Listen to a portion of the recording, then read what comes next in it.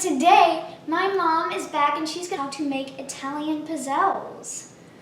And go ahead, hit that like button, please subscribe and turn on post notifications down below to see our videos every weekend, and let's get straight into the video.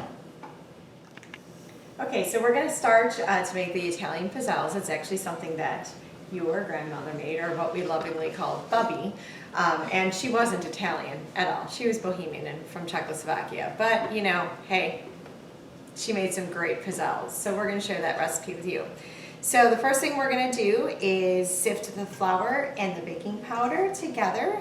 We're actually just trying to stay slimmer during this time. So we're only making a half a recipe. This one recipe can make up to how many Pazzelles? 30. So that's still a lot. We're going to make half at 30, but it can make up to 60. So we first split all the ingredients and divided them in half, and we came up with 1 3/4 cups of all-purpose flour and 2 teaspoons of baking powder. Yep.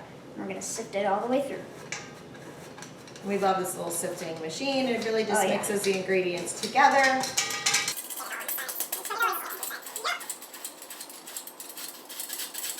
All right, there we go. Perfect. So we're going to put that to the side. Yep. And we're going to take our big bowl here, and we're going to beat eggs, sugar. So the usual recipe is 6, but we are only doing 3. All right, you want to do those? Yeah. Awesome. I'm not that good at cracking eggs. As long as you don't get any of the shell in there, we're all in. Yeah, that's the important part. Alrighty, last egg. And then the next thing we're going to do is add 3/4 cups of sugar. So there's a 1/2 and a 1/4. We'll add that in. Alright, gotta open that up. Should have done that before. Alright, so first our 1/2 cup, which is 2/4. There we go. Perfect. And then do that. And actually, we need to add it gradually. So we only added 1/2. And now we're going to use our mixer to beat that all up. You want me to do that, or are you going to do it? Yeah, you can do that. That's totally fine. Go.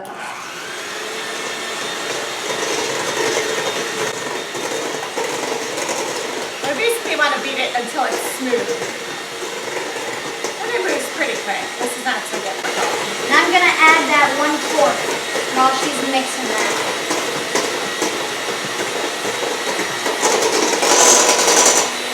There we go.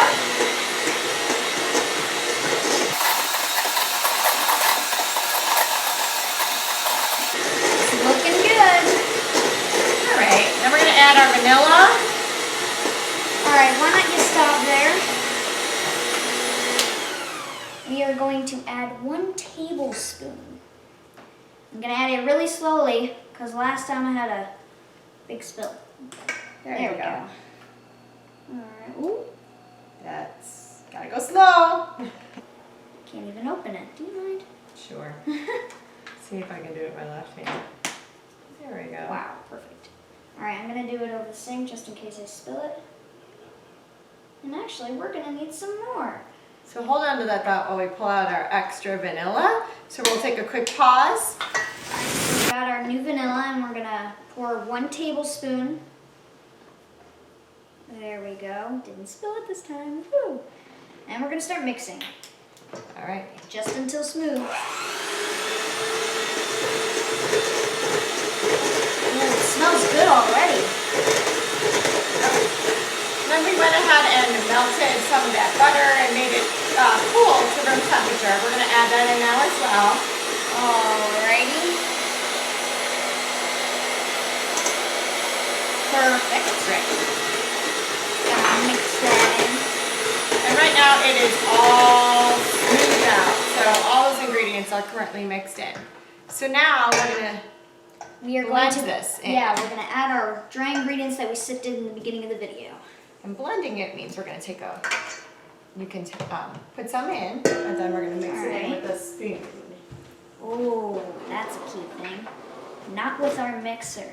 So I'm going to add about 1/2 in. Correct, because we're not going to want it lumpy, is the idea. Yeah. Now, Mom, have you ever made pizzelles before? I have, but you were probably really young and don't remember it. Yeah. Or Dad and I did it before you were born. One of the two. As you get older and as time goes by, you're not really sure what the real deal was, you know? Yeah. Okay, so next one, I'll add some more in. Yep. Always got to make sure we're doing it right with that recipe. Alrighty. Basically, it says your dough needs to get sticky.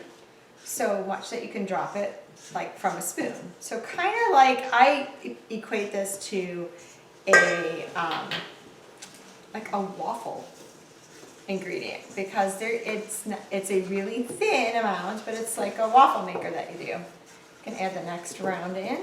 All right, the last bit of our dry ingredients. There we Awesome. go. Almost done.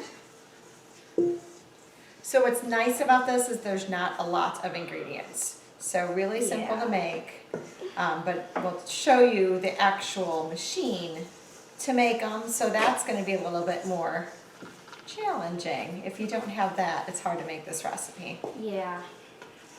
But all I gotta say is I remember these pizzelles. They were really, really good. And putting whipped cream on top, oh yeah. Awesome. So at this point, we are ready. You can see it does kind of drop. I'm gonna show by that to the camera. All right.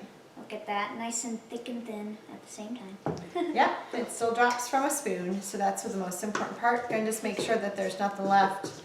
Yeah, With, the dry ingredients on the The bottom. dry Always ingredients make on the sure, bottom. yeah. Yep. All right, we're good to go. So the next thing we're going to do is we're going to set up the pizzelle maker. We'll talk you through that. Thanks. All right, so we are back. We have heated our beautiful pizzelle maker, and we have greased it with our pan, and we have also greased our spoon. So basically, all we're gonna do is take a little bit, straight in with the spoon, not a lot, and we're gonna put it a little forward, not in the back, not a lot towards the center. Yep, that's funny because it's Yeah. going to spread out.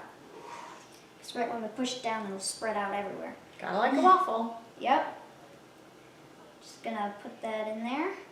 And basically the recipe says to put it down. Mom, why don't you do this part? Okay.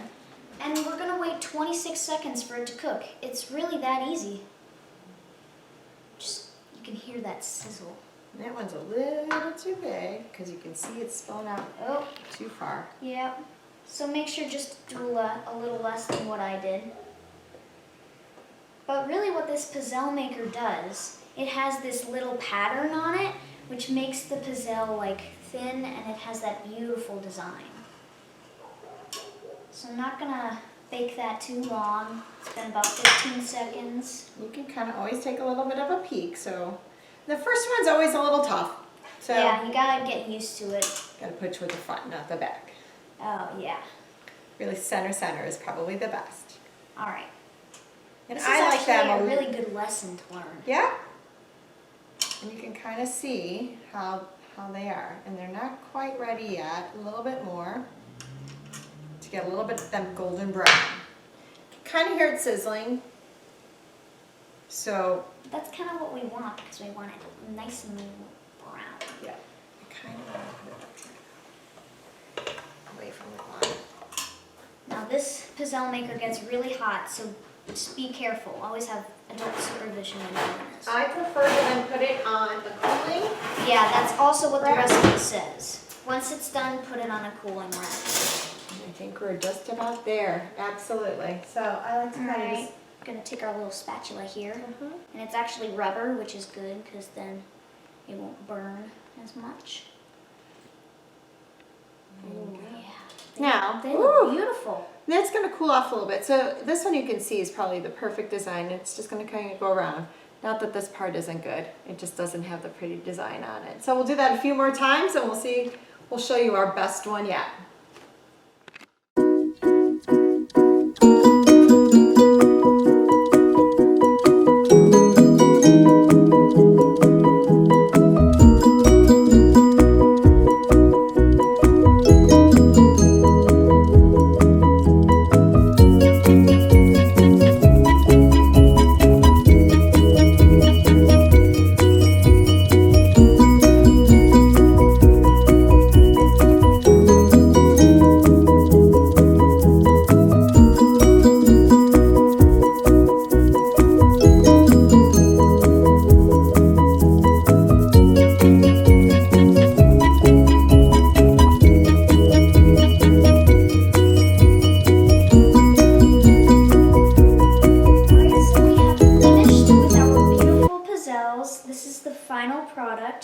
these were our best ones. Ooh, sorry. I will put in the link of the description of the chocolate recipe and the full recipe just so you guys can see that. So thank you guys so much for watching. I hope you guys love these Pazzelles. Please subscribe and turn on post notifications and like this video, and we'll see you guys next time on Kitchen Cookout.